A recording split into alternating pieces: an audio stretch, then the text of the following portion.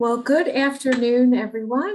Welcome to our final session in the Communicating Product Safety 7-part webinar series. It's been a wonderful run of terrific information, and I'm so glad to see so many names that have returned for all 7. I can't say that we've saved the best for last, although that may be a very important sentiment because all of our speakers have been absolutely wonderful. But certainly this last session is really broad in scope and will be a terrific close for our series. But before we get to our session and our speaker, I have just a couple of announcements I'd like to make before we begin.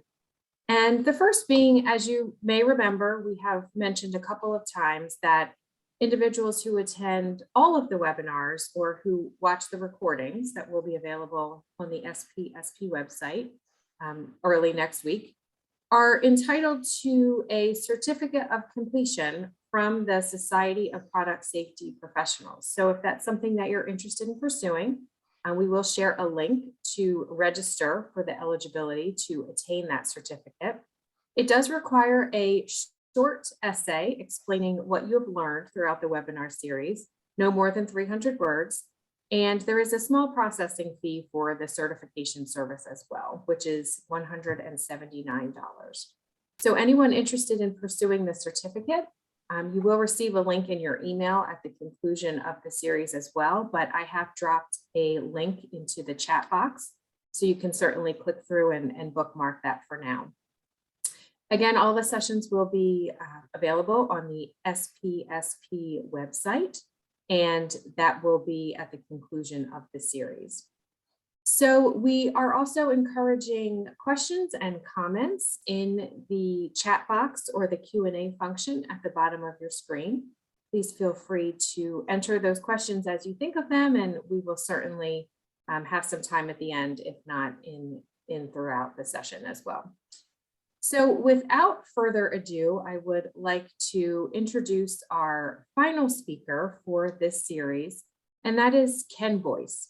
Ken is the corporate fellow in the William Henry Merrill Society at UL. He is a frequent speaker, and I know many of you know him and have heard him speak as well. And Ken will close us out for this session on global trends and sustainability. So today, tomorrow, and what sustainability looks like in the future, but with the lens towards communication and the product safety field. So with that, I will turn it over to Ken. Thank you so much for joining us, and we can't wait to hear what you have to say today. Wonderful. Thank you so much, Lisa. I appreciate it very much. And it's great to be here to speak with you today about the future. So it's a really exciting time. There's lots of amazing and challenging things happening, and we want to really think about what that means from a communication standpoint in the product safety professional sector. So without further ado, let's move forward. So today I'd like to talk about a few key topics. The first is global migration and Anthropocene challenges. The second is sustainability and safety and how those are interrelated as we go forward. And finally, emerging safety implications and evolving communication demands. So with that, let's talk about global migration and Anthropocene challenges. This is a view of my hometown, Chicago. Many of you, I'm sure, have been here and it looks familiar. But it's a symbol of kind of what's happening in the world with respect to cities. And we're really increasingly becoming a planet of cities as the population of the planet races to 8 billion. In 1850, the year 1850, about 10% of the world's population lived in cities. Now it's just over 50%. And experts predict that probably mid-century, it will be 2/3 of the world's population living in urban settings. Some experts even think that might be as high as 75% or 80%. And so there's this massive, massive migration of people around the world to cities. It's happening on a scale that's even hard to imagine. And as we look forward into the future, the cities that will be those population centers will continue to evolve. Some of the names we think of today, but some new names, and we'll look at that in just a moment. But we see projections of Mumbai having 42 million people. It's larger than many countries today in a single city. And when we look at cities, there's a really interesting social dynamic that's at play. The noted economist Edward Glaser, in his excellent book, Triumph of the City, really points out what urban residents gain in terms of lifestyle, employment, education, culture, economic benefits. And so population density really can be a very significant positive in terms of wealth creation, population control, certainly richness of life, and definitely environmental sustainability. But we do see two primary challenges that we face as humans this century: global warming and unsustainable reliance on fossil fuels, really presenting challenges for cities as we go forward. The United Nations estimates that about 40% of the world's population today lives within 100 kilometers of a coast. And about half of the projected top 25 cities in 2050 are coastal, as we'll see momentarily. And so when you think about the enormous potential scale of human cost when rising seas may affect those very densely populated areas, it really does add one more call to action for what we need to do. And then additionally, in cities, obviously pollution is a concern. The World Health Organization estimates that 7 million people die each year from the consequences of air pollution, much of it from burning fossil fuels. And so this population density in cities can also be challenging for that. But there are solutions that we'll see that are really impacting the positive effects of urban settings. So let's look at those evolving population centers. So in 2010, the top 20 cities by population probably look familiar to many of us, Tokyo being the largest. But as we look forward, we really see a significant movement in those population centers. And so now Tokyo is still a large city by 2050, but again, look at Mumbai, probably somewhere around 42 to 45 million people. And we're starting to see real differences in continental aspects. None of the top 20 cities are in Europe, surprisingly. And as we look forward even farther to 2100, none in the Americas. And there's this amazing growth of urban population in Africa and in Southern Asia.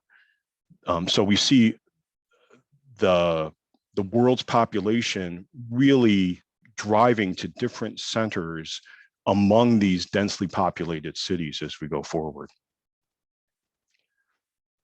And what does that mean for global migration? Well, the World Bank just issued the Groundswell report. It's a fascinating report, and it highlights the impact of climate change on global migration. So we see extreme weather, rising seas, water shortages, and crop production forcing the poor and vulnerable to move in massive populations. And the projections for the human impact of this range from 44 to 216 million people forced to migrate from their homes. The good news is that if we actually do take effective action now, we can reduce that human impact by as much as 80%.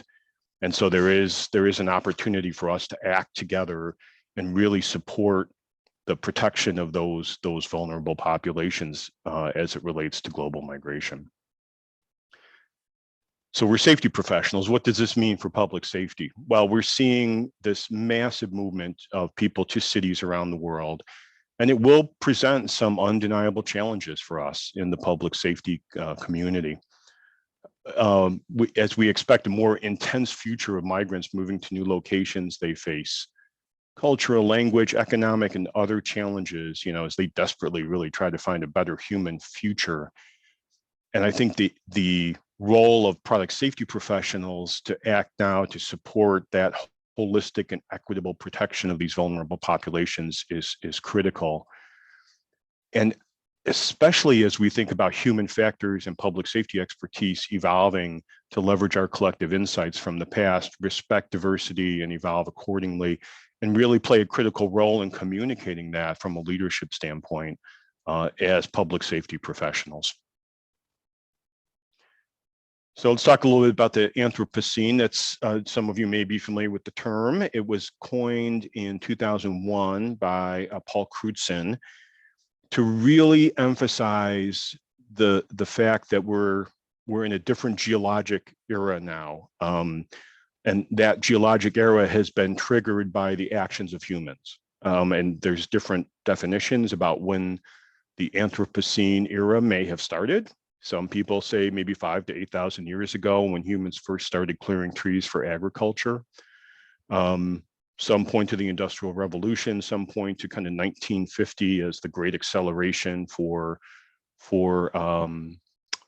pollution, especially as a result of fossil fuel and the resultant carbon dioxide emissions.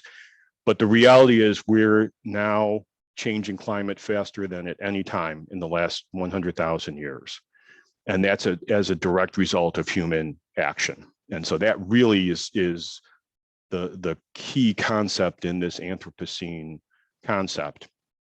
And so anyone who did a biology experiment, where we put bacteria in a petri dish may recognize the graph there, and it's something that's used to represent a lot of different things in the sciences and the social sciences. But the concept is you can see this cumulative effect where population growth starts to take off. And again, you could think about bacteria in a petri dish, and you start to get this exponential logarithmic rate of increase. And then you start to peak out as the tipping point between the resources available to support continued growth start to struggle against the concept of this large population. And if things don't change, there's no more addition to the petri dish, then you'll go to this extinction or death phase.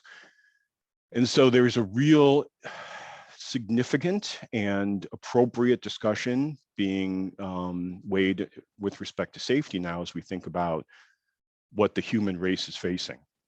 And this could be food security. There's a finite number. It's a startlingly low list of foods that are critical for sustenance for the human population. And so when you think about the potato blight that happened in the 1800s, if that were to affect one of those staple crops, there could be profound human consequences. Water scarcity is certainly an issue, and I think we expect to see that continue to accelerate in some places because of climate change. Energy continues to be a challenge. There's a lot of great innovation there, but obviously as the population grows, the demand for energy will grow. And we also recall those population growths in Africa and Southern Asia, places where they need to have that energy, and we don't want to, we collectively want to support green, clean energy solutions, but we also have to be mindful that a lot of the carbon emissions that have occurred have come from the richer countries thus far. And so there's a equity and justice aspect to that as well. Certainly climate change has supported different disease vectors that could change rapidly, and in the midst of a pandemic that never seems to end, we can all appreciate what that might mean. And then of course, climate change. There's a great book that really addresses this called The Wizard and the Prophet by Charles Mann. And it's a really intriguing juxtaposition of two different visions from brilliant scientists. William Vaught is the prophet of the title. And he was adamant in the mid-1900s about warning about this kind of running up to the edge of the petri dish and limiting population growth, because there would be a time where we don't have the resources to support the human population. And Norman Borlaug from Minnesota was the wizard. He was brilliant and found really innovative ways to develop crops to be more robust, using science and really technology to advance the ability of humans to grow foods in places where they couldn't grow, kind of a magic solution. And so there's this amazing juxtaposition of people who are thinking about, the big issues and making sure we're mindful, looking out and being cognizant of what that means for safety, and the ability to use technology as this kind of game changer. And Charles Mann, contends that you can't be both. You can't be a wizard and a prophet. But I think we can all appreciate that there are really relevant aspects to both of those as we in the product safety professional community think about how to best protect people of the world. All right, let's talk about sustainability and safety. So as we've seen, this incredible focus on making sure we're mindful of sustainable solutions and not squandering resources that are available, and making sure we're trying to provide equitable and appropriate solutions for everybody, has really driven a global shift on sustainability. And it's a very positive development. I think we can all realize that this touches us in ways that it just didn't touch us in 2 years ago, 3 years ago, 5 years ago. And so we're seeing this being driven obviously by climate change, by those resource constraints, including, being very mindful about how materials are being acquired through forced labor and other concerns, right? And those also contribute to those resource constraints. There's this real challenge of global inequality that I think we're all trying to address in the most holistic way. But I think one of the really key evolutions recently is this financial aspect that has really come home in the sustainability world. And we'll talk more about that shortly, but this idea of shareholder expectations and demands for transparency by the public is really changing things. And there are some great ways to deal with this. The United Nations Sustainable Development Goals and other specifications really drive a suitable architecture for us talking about these things, recognizing the interconnected nature of many of these aspects as public safety professionals. And another aspect that certainly is much in the news is Science-Based Target Initiative, where corporations can commit to a science-based target for reducing their CO2 emissions or net carbon operations over a certain time period, and that's validated and tracked. And those are great ways for us to see this advancement really occur in a very tangible way on sustainability. And this is what it's all about. So some of you may have seen this before, but just take a moment and look at this. It looks like it could be in a museum, but it tells a startling story. These are the average world temperatures from 1850 to 2018. And so look at what is happening as we get to the right side of that image. That's our recent history, and we're doing this. And I think this appreciation for the need to really take action individually in our different societal and professional clusters, and really as a race, are really accelerating and needs to happen, because this isn't an accident. It's not a blip. It's our future unless we choose to reverse it. And another way that we can visualize this are overshoot days. And people may have seen this in the past, but this really helps us kind of visualize what's going on around the world in different countries. And so this really tells us about when a country will overshoot the amount of carbon that they should be using if we're going to maintain the limits in accordance with the Paris Agreement. And so you can see some of the countries like Indonesia are doing pretty well, but there's a lot of work to be done in terms of energy and carbon intensity in a lot of these countries, because we have to change this if we're going to prevent a dramatic global phenomenon. And now is the time. It's a really crucial decade. John Kerry recently highlighted, the challenges that we face. So we have countries representing 55% of the global GDP have submitted plans to hit the 1.5 degree target for limiting the Earth's temperature.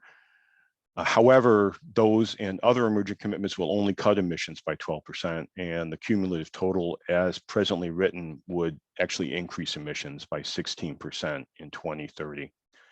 So the future can take many forms, but there will be an undeniable societal effect, and that will correspond to a very dramatic effect on public safety that we must continue to prepare for in our profession.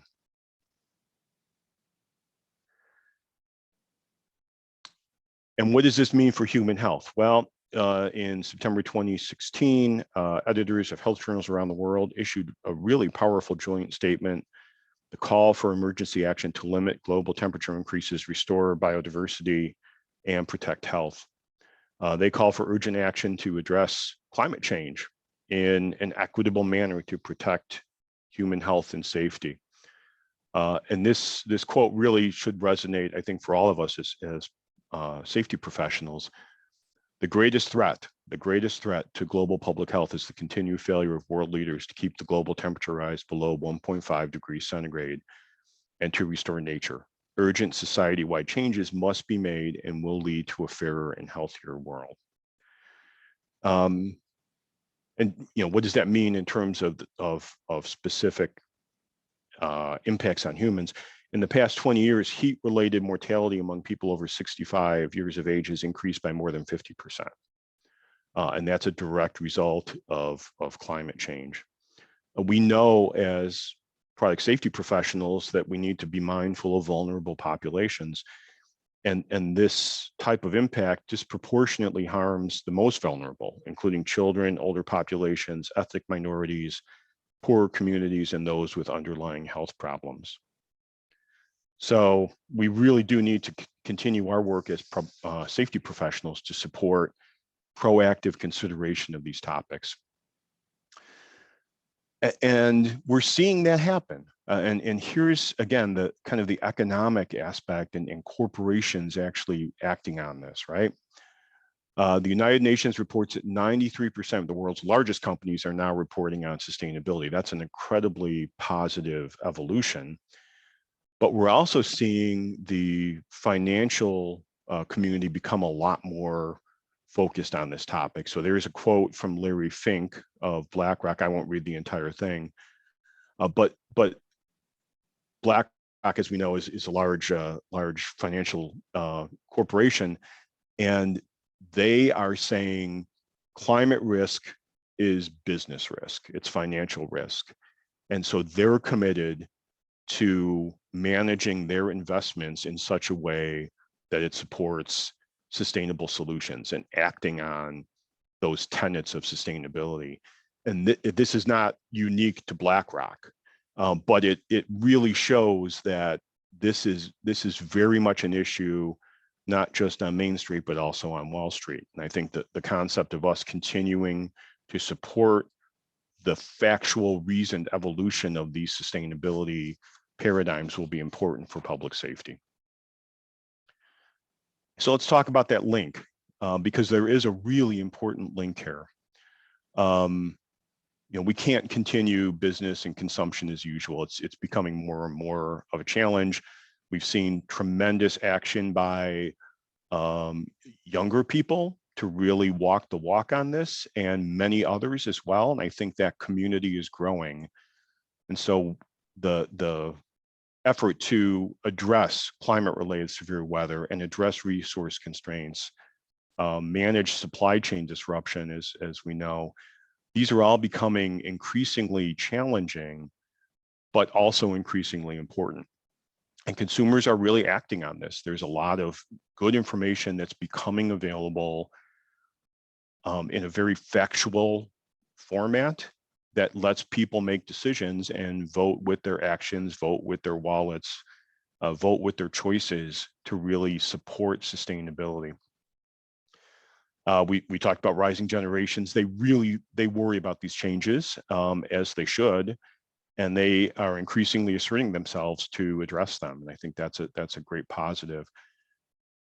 But I think this link between sustainability and safety is really important, and we have to be mindful of it's not one or the other. It has to be both, right?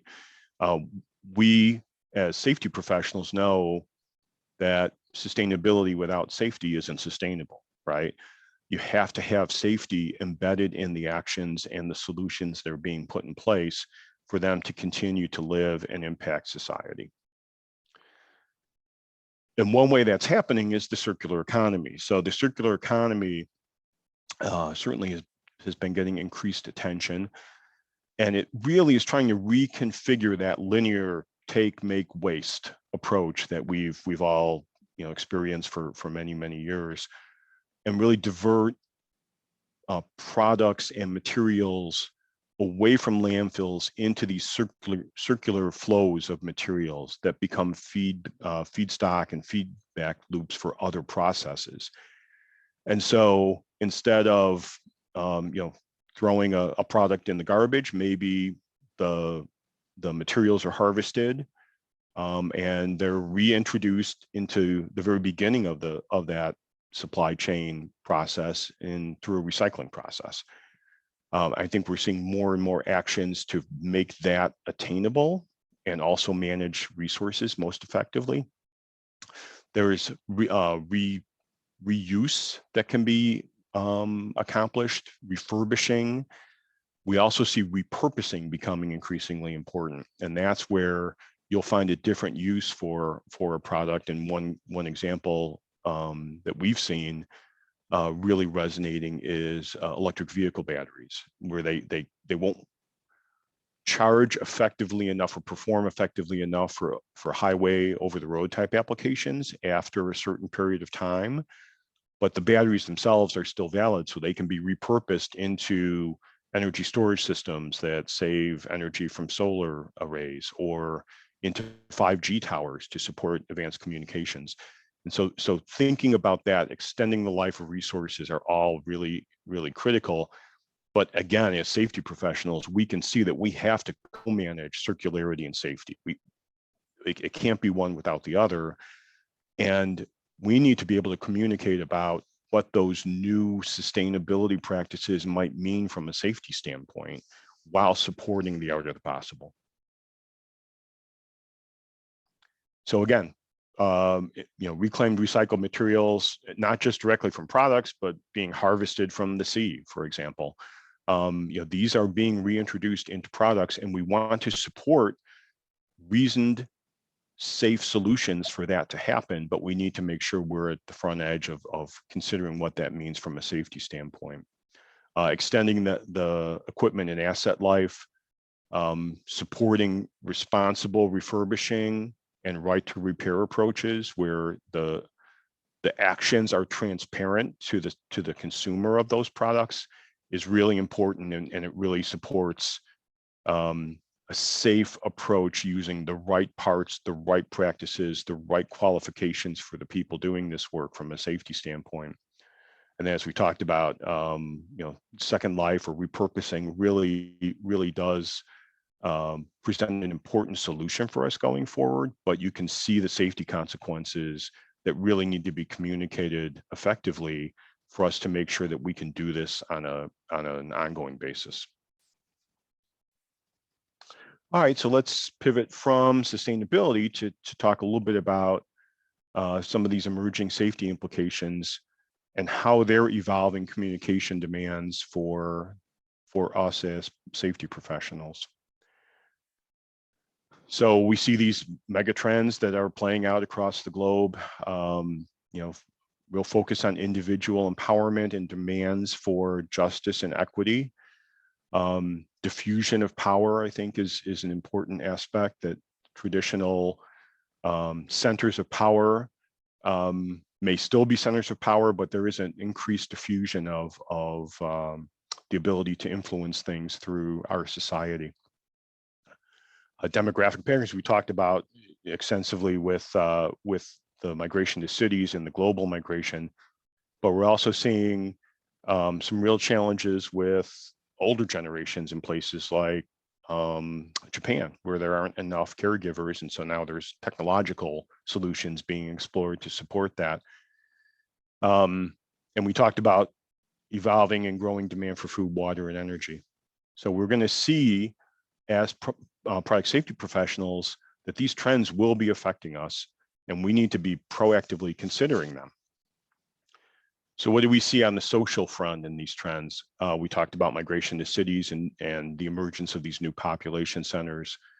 Aging populations are presenting challenges in many of these established economies. And certainly, we've seen for a number of years, loss of professional expertise as people reach retirement age.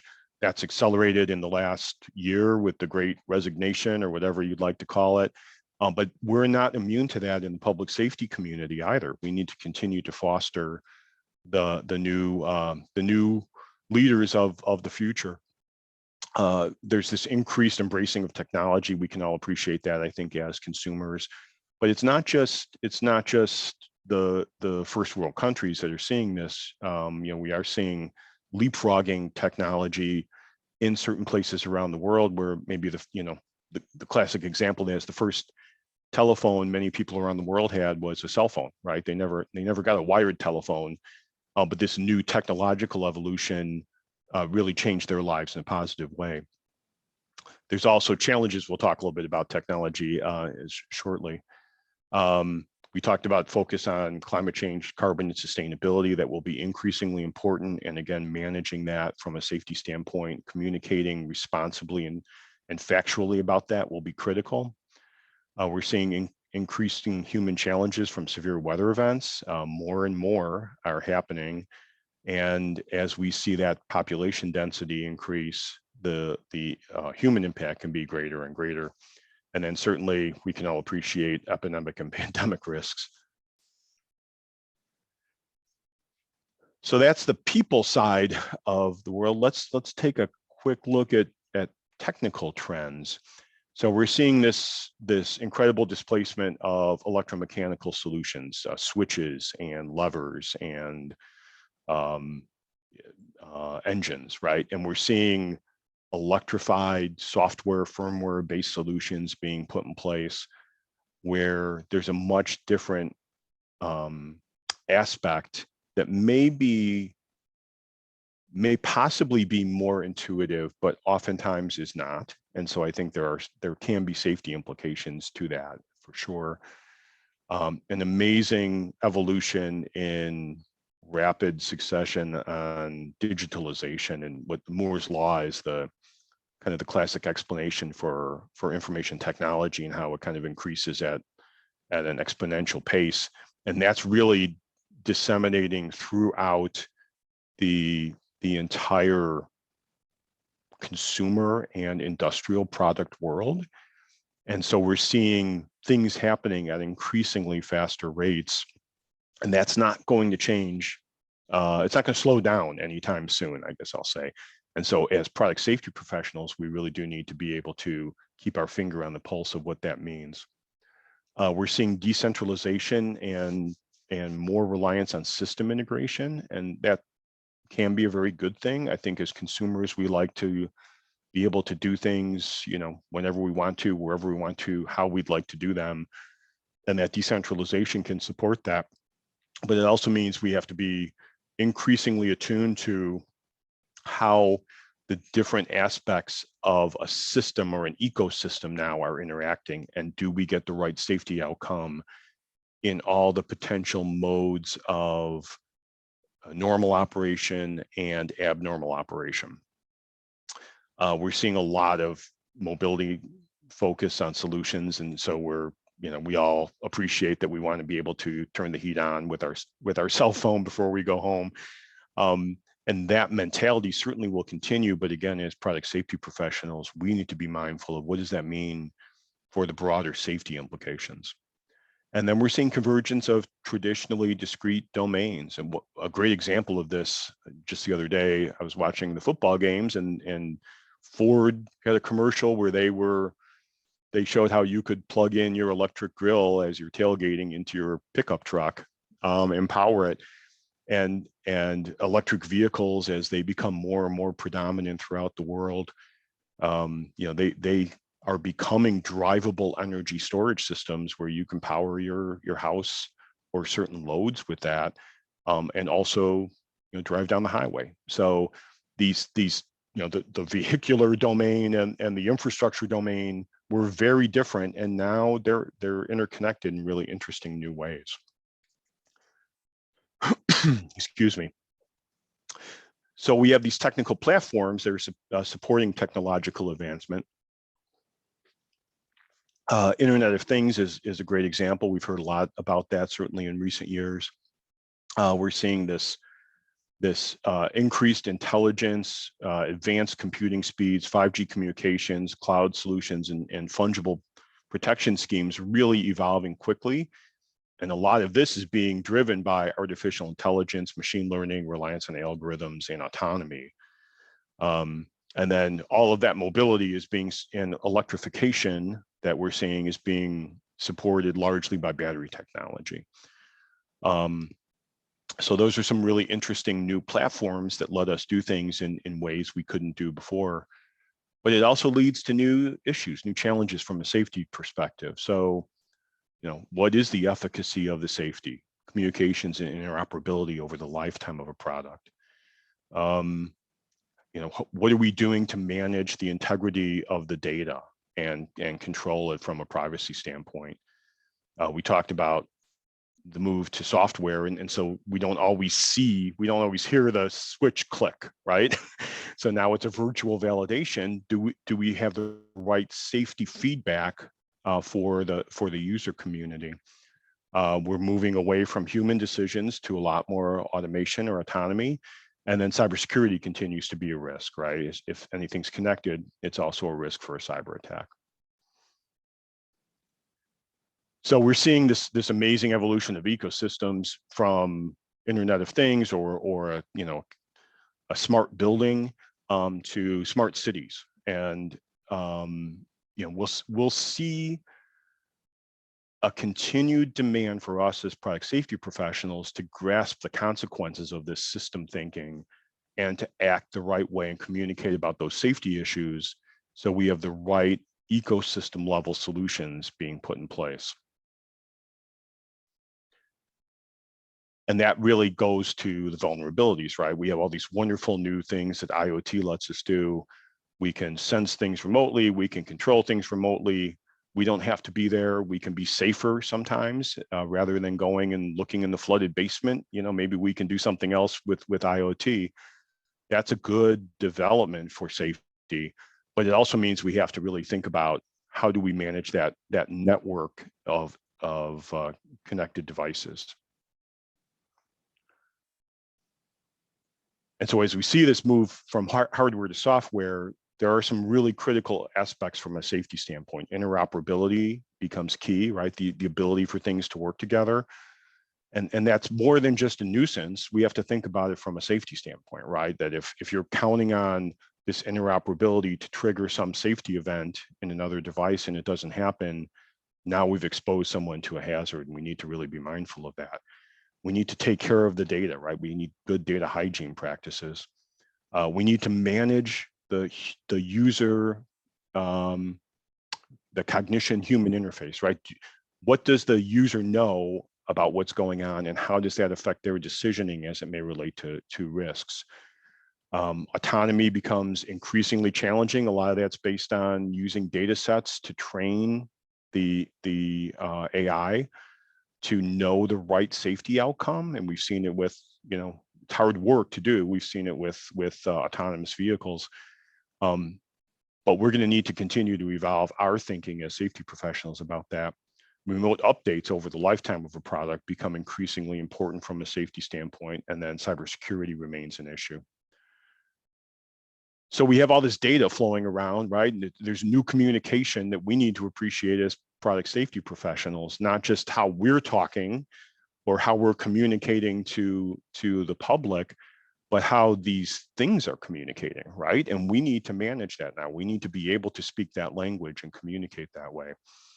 And so how is data being used? And it's really important to bring clarity to this concept, right? Is it just something that's happening and we don't really dip our toe in the water? Or are we counting on that data flow to occur, to be recognized, to be processed, and to be acted upon from a safety standpoint? And there's some great new things that we'll see happen from a safety standpoint, but we need to be very tuned into this type of communication, this product to product level intercommunication that will occur in the safety world.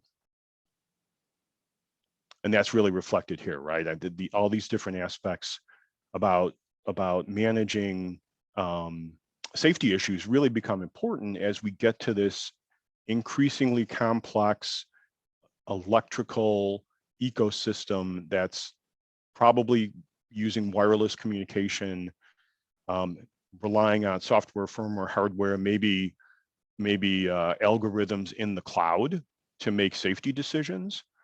And so how will we collectively work to proactively manage that? It's hard work, and there's a lot of effort that will be required for us to communicate with people like cybersecurity experts that we haven't necessarily talked to in the past.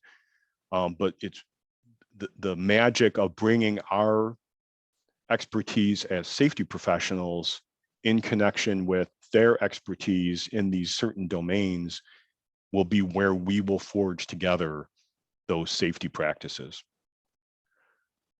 And that really is emphasized, I think, with any type of machine learning or artificial intelligence. And there's some great things that can happen with this. I think we're all intrigued by that. And it seems like a science fiction movie, but it's not, it's real. But this idea of saying we need to, now it's not just do a test in a laboratory or write a manual a certain way. We need to develop the safety protocols, those data sets that will be used to train the artificial intelligence so it knows what is safe and what is not safe, and it can intervene to protect the public. And that's a very complex set of decisioning that we need to continue to evolve and communicate about as we go forward. So this data, big data offers us this new mine of information. We can actually, the ideas of us tapping into this new data set and to understand what's happening and use that to drive in a feedback loop evolution of safety requirements, that's a really, really exciting prospect for us as safety professionals, right? Now we can really know exactly what's happening. We don't just have to read NICE reports or look at CPSC recalls. We have data now to tell us this is exactly what happened, and we can use that data as we go forward to drive new safety improvements. That's fantastic, but we also have to be experts in how do we navigate that data, and how do we navigate the communication that's going to occur that will bring us those insights. And so that's really going to be a key aspect for us as professionals in the safety world to communicate and collaborate effectively on this. I wanted to briefly mention supply chains. I think we've all heard the news about the chip shortage and the force majeure problems with plastics as a result of the Texas winter storm a year ago. But it just shows that managing these global supply chains can be more challenging than ever, right? We have geopolitical influences with tariffs, severe weather events. All these different hurricanes are shutting down factories, winter storms, and that's going to continue to increase. And this can cause major disruption for products that are being produced, are being validated, and introduced into consumers. But we need to be continually evolving our skills to communicate about reasonable alternatives, proactively assess those, and understand what the consequences from a safety standpoint are for these types of disruptions, because they will continue, right? It sounds like the chip shortage really brought it home for everybody, and we're going to see that playing out probably over the rest of this year, maybe into next year. But as safety professionals, we need to be able to communicate with all of our colleagues to talk about safe, appropriate solutions for these supply chain challenges. And many of you have seen, the just a quick view of risk analysis. But I think I wanted to emphasize from a communication standpoint, as we see global migration, as we see new challenges with co-managing safety and sustainability, we're going to need to be able to evolve our thinking as product safety professionals to really think about this maybe in a more multilateral aspect. What does a risk look like? And it may not be as simple as it has been perceived to be in the past. And so I think that's a really important call to action for us in the product safety profession, to continue to evolve that and to communicate, learn from people, but also have them appreciate what those safety consequences might look like, and continue to expand our portfolio of how do we assess risk. Similarly, the 3 E's of safety, right? Engineering, education, and enforcement. We just talked about the new options for engineering, but also the new challenges. Education, I think, is a really interesting area as we think about it in terms of safety, and that could be manuals, or it could be some new ways, TikTok videos of promoting safety concerns. And there are maybe new ways for us to tap into that communication aspect of education as we go forward, and we need to be open to that.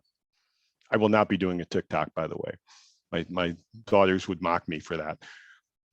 So in the product safety profession, right, we have to stay up to date on these new and emerging technologies and really viable, appropriate engineered solutions. We need to continue to think about new ways to educate consumers, especially as their attributes continue to evolve, and we need to be mindful of that equity and vulnerability aspect that requires us as professionals to take care of those people. And that will be accomplished only through active engagement and communication. Again, continuing to think about the best languages, icons, communication strategies with consumers as they continue to evolve. And there are those dynamics in the population will be really important. And again, social media platforms may offer new ways for us to communicate that information in ways that resonate for sectors of the community.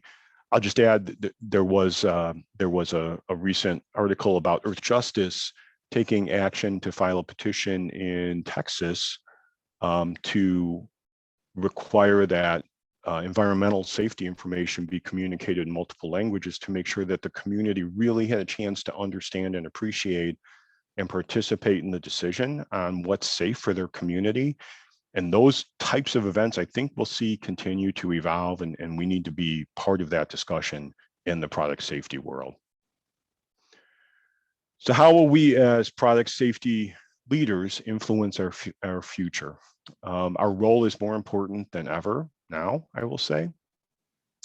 We need to continue to push and demand for that evolving concept of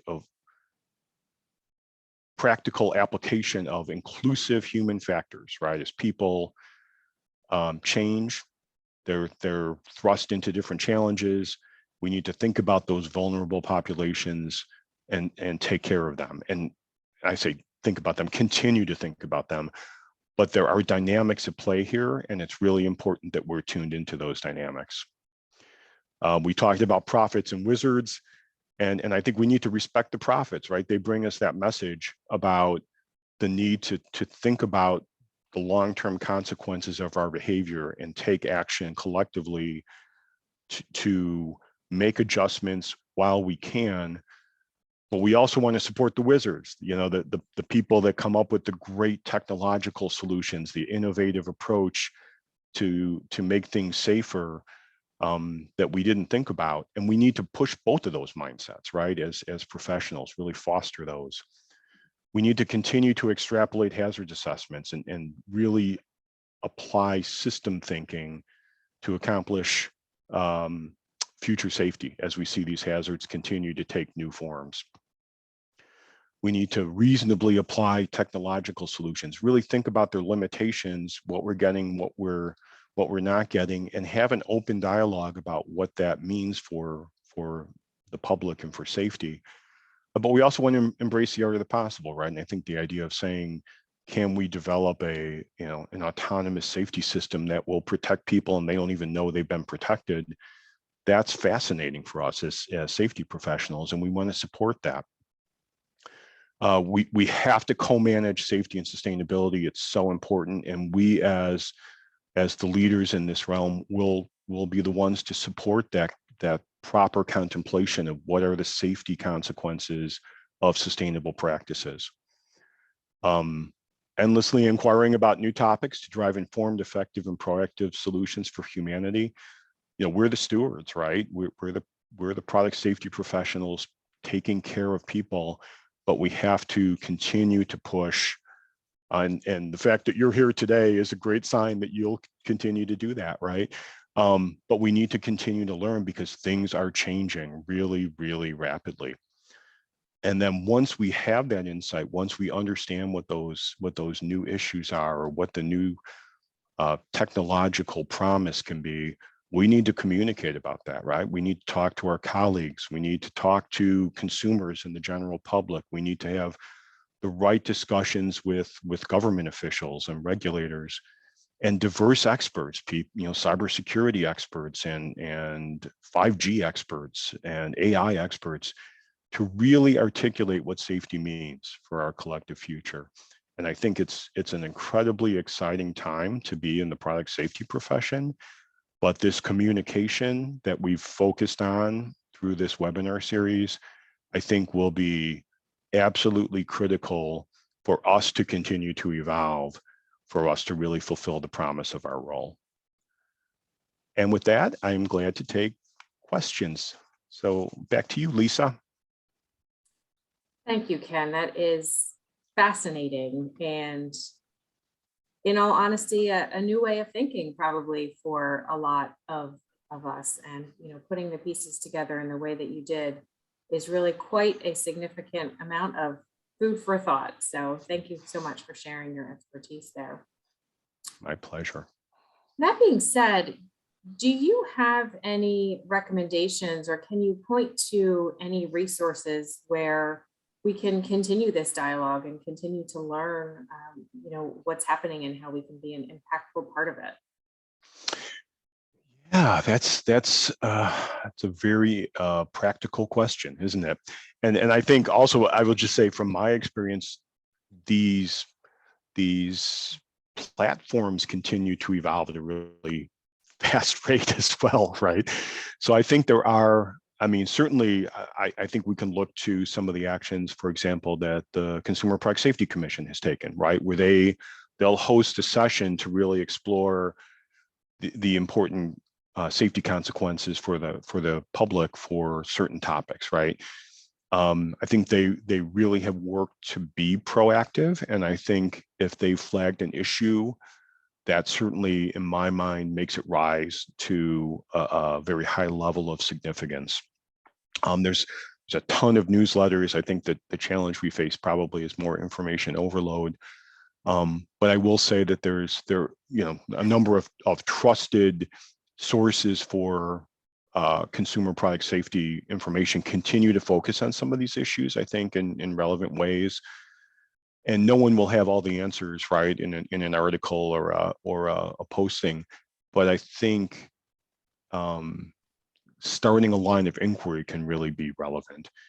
And then I'll say, UL, for example, we try to really promote research into some of these topics. I think we're doing quite a bit in the safety and sustainability nexus.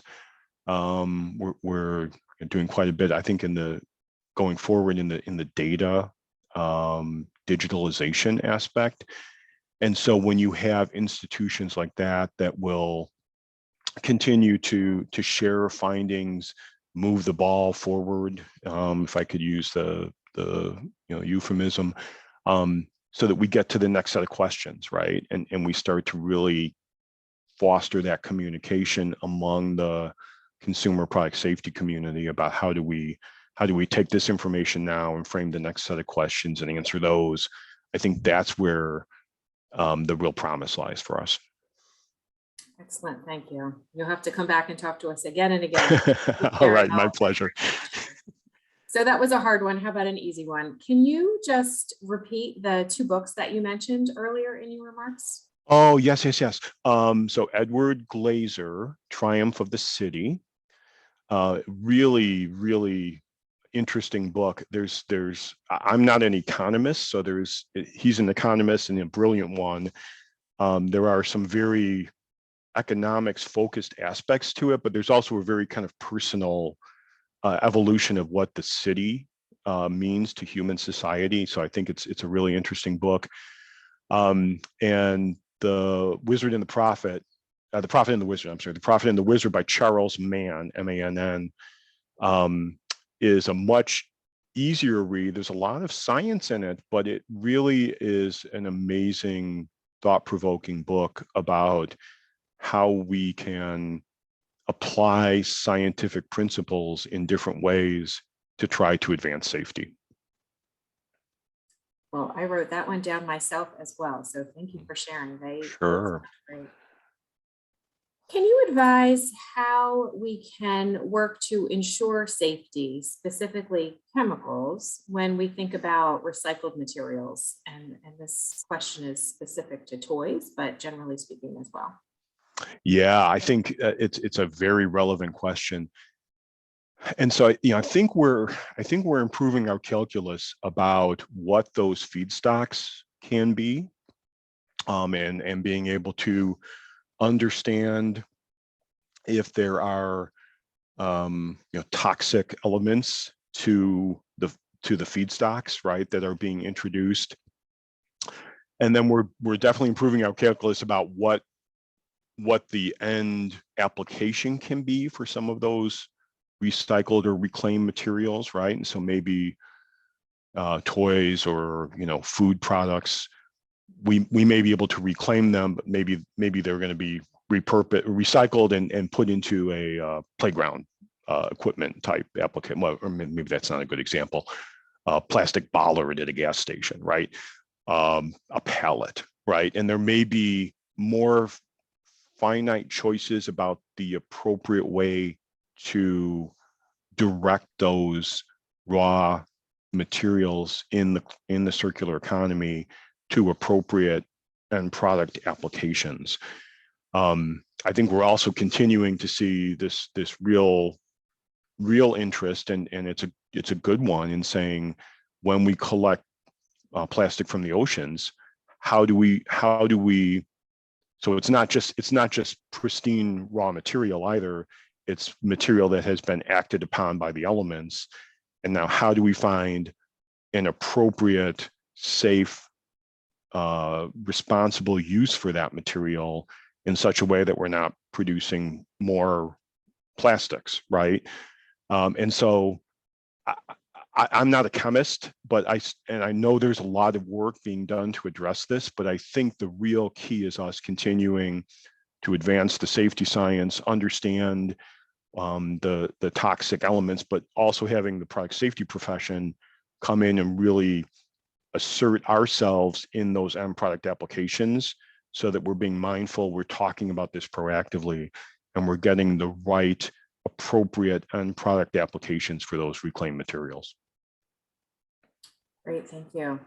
And so we've talked a lot over the course of this series about internal communications being so important as we sit in this seat, the product safety seat, and how we communicate all of the important things that we need to share to the C-suite or to other stakeholder groups. And so we got a question early on about if there's a key point between safety and sustainability that can be used as a positive message to stakeholders, internally or externally within our organization.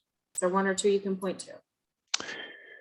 Yeah, I mean, so in my mind, as we continue to evolve as a society, they're irretrievably linked, right? Because if we can't be more sustainable, we will continue to drive more insidious safety consequences, right? There will be more hazards for us.